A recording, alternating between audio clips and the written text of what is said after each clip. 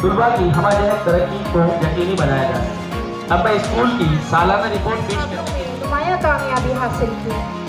तालीम सिर्फ दरसी किताबों तक महदूद नहीं है और हम चाहते नाम और तहरीर का यहाँ पर आए हुए मेहमानान का मुख्तसर तारुफ पेश करता हूँ। हमारे बीच में वाइस प्रेसिडेंट नायब सदर विशाल एजुकेशन सोसाइटी के जनाब मोहतरम इरफान पठान साहब मौजूद हैं। उसी के साथ साथ हमारे जफर पार्क नसीर मस्जिद के इमाम साहब मौजूद हैं। अब मैं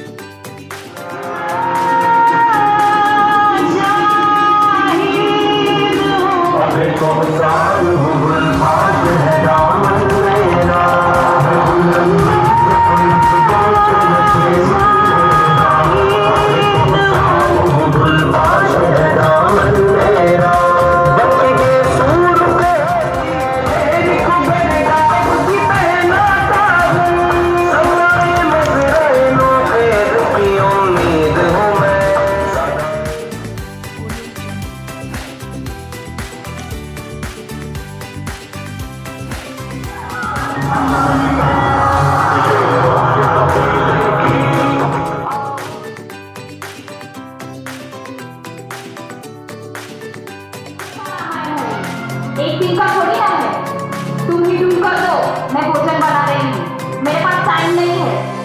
और हाँ, जल्दी बिल कर दो, नहीं तो सामान इधर उधर